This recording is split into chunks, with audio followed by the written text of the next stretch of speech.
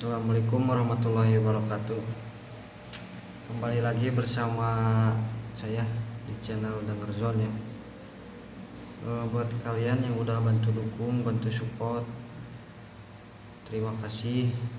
Semoga kalian diberi umur panjang, kesehatan ya, dimanapun kalian berada. Soalnya ini udah 1000 lebih subscriber ya. Terima kasih buat kalian yang selalu support, bantu. Nah, ngomong-ngomong di sini tuh di daerah saya ya, di Purwakarta itu sekarang itu lagi musim panas ya. Jadi di waktu malam itu tuh panasnya itu minta ampun ya. Ngomong-ngomong di tempat kalian itu ya, di daerah kalian itu lagi musim apa sekarang ya? Di komen aja di bawah ya, lagi musim apa gitu. Nah, jadi sekarang itu saya tuh mau membawakan sebuah cerita, kebetulan dari TikTok dikirim ya, oleh mungkin dari subscriber ataupun dari support lainnya ya. Dikirim dari TikTok, dikirim saya, bang saya punya cerita ini nih. Nah, langsunglah saya bawain ya. Jadi si orang tersebut itu diganggu oleh demit ya, atau bisa dibilang diganggu oleh makhluk tersebut gitu. Nah, jadi pada waktu dia masih kecil itu, sebut saja ya namanya itu si Ipan. Nah, jadi si Ipan ini tuh dia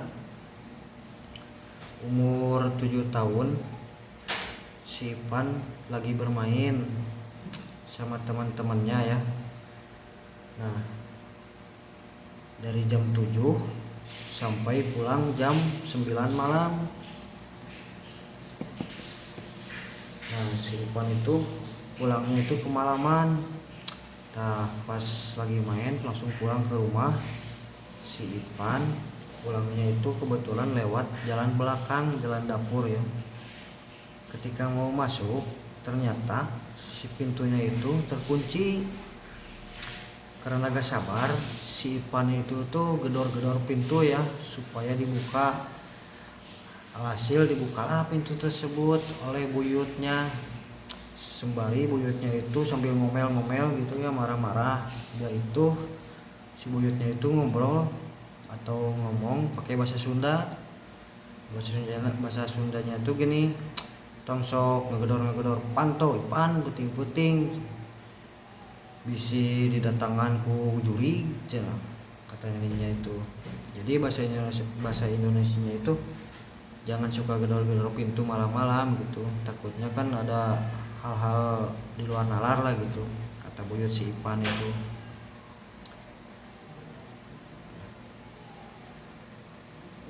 Nah, si Ipan itu cuek aja terus jalan ke rumahnya gitu ya. Omelan si buyut tersebut dicuekin sama si Ipan.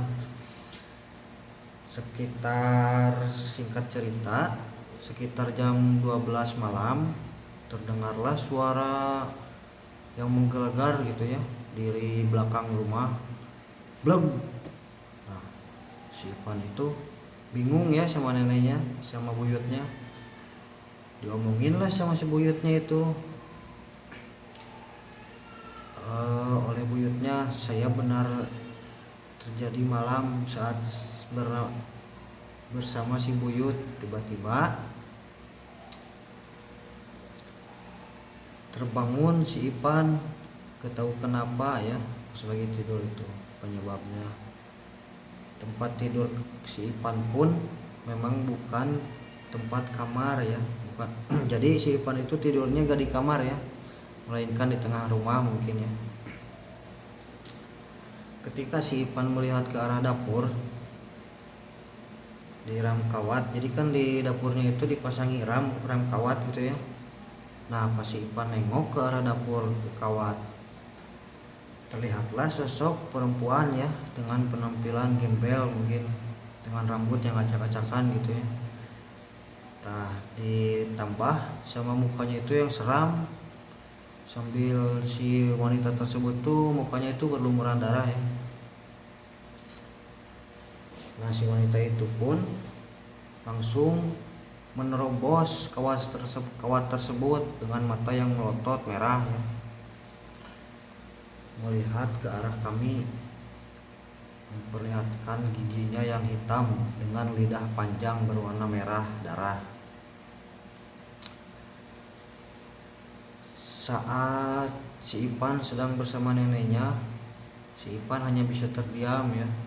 Keringat bercucuran di mana-mana, keringat dingin, keringat besar, keringat kecil ya. Si Ipan itu memegang tangan si nenek gak kuat, karena si Ipan mungkin takut ya, karena kan mungkin si Ipan masih kecil gitu. Lalu si Ipan benar-benar dengar suara samar seperti jadi si Ipan itu tuh takut ya. Lalu si buyut si Ipan berbaca doa gitu ya, mungkin gak tahu baca doa, gak tahu baca mantra gitu ya, supaya si makhluk tersebut itu bisa hilang gitu. Nah, baru saja menghela napas lega si Ipan sama si buyutnya itu, kembali lagi si makhluk tersebut dengan kehadiran yang nyata, melihat matanya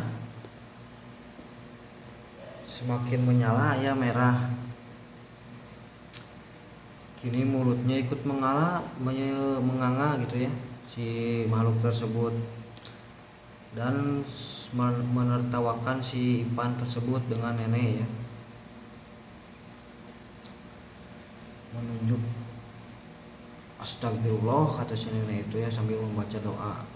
Akhirnya setelah si nenek membaca doa gitu ya, dengan begitu khusyuk mungkin ya, jadi si makhluk tersebut pun ikut pergi gitu ya, mungkin takut atau gimana gitu ya.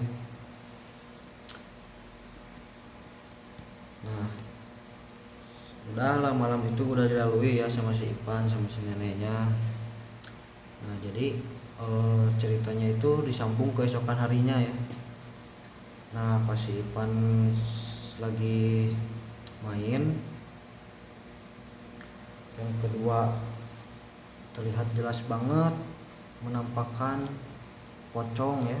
Jadi si Ipan itu yang kedua kalinya itu melihat penampakan pocong ya.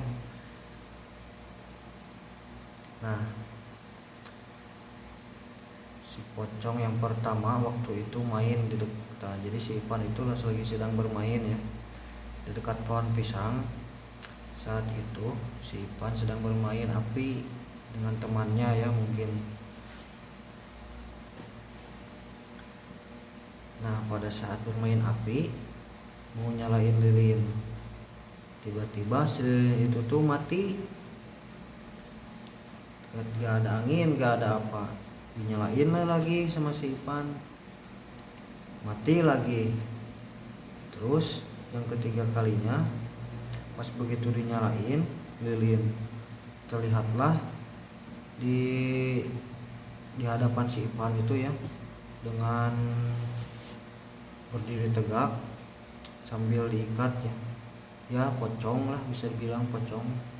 Pada saat itu tuh malam Jumat ya.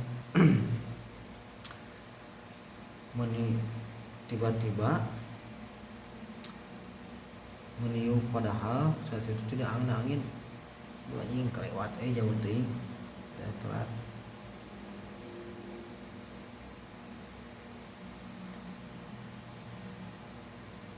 Nah, si Ipan seperti terpaku ya di tanah. Namun ketika berhasil bergerak, si Ipan langsung lari kocar-kacir ya, sambil memanggil ibunya, ibu itu ya kata si Ipan. Kejadian yang kedua saat itu ketika si Ipan sedang mengaji ramai-ramai di musola dekat rumah. Waktu itu hujan gede banget ya, hujan itu bahasa Sundanya itu dodar gelap ya. Nah, kebetulan mati lampu. Si Ipan pun mengaji menggunakan lilin dan cempor ya pada zaman itu mungkin.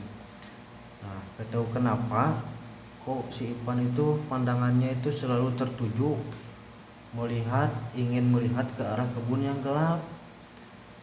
Saat itu di dalam kegelapan si Ipan itu melihat ada sekelebatan ya, bayangan putih. Padahal kan itu kata si Ipan itu kan lagi hujan besar ya.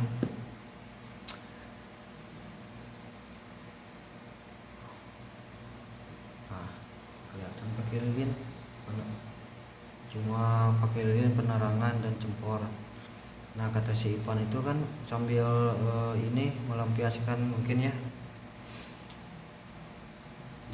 si Ipan itu dicuekin, cina cuekin aja, uang yang lain agak juga kan gak ngelihat gitu. Namun kok bayangan putih tersebut semakin jelas saja, kelihatannya aneh gitu. Dan tiba-tiba astagfirullahaladzim, si Ipan pun terkaget ya, bukan kebayang gitu.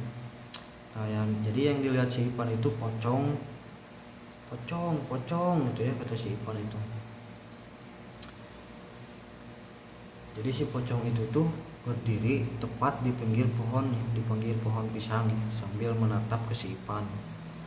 Nah, si Ipan mencoba memincingkan ya, atau bisa dibilang mengedip-ngedip mata gitu ya, seakan-akan gak percaya melihat itu. Namun hitam tak terlihat. Akhirnya giliran dipanggil untuk mengaji. Sejenak kepala si Ipan kembali melihat ke arah kebun tersebut, namun si pocong itu sudah tidak ada. Mungkin sudah menghilang ya, kembali atau mungkin kemana gitu ya, nggak tahu. Nah, jadi di video kali ini tuh itu ya yang bisa disampaikan. Mungkin kata-kata penyampaiannya kurang jelas ataupun gimana ya gitu, karena di sini itu kami itu sedang berjuang ya untuk ini saja, juga mengandalkan ya properti seadanya gitu. Jadi buat teman-teman sekalian, kalau bisa mah dukung terus gitu ya, supaya kami itu lebih semangat gitu ya buat kontennya gitu. Ya itulah akhir dari cerita tersebut.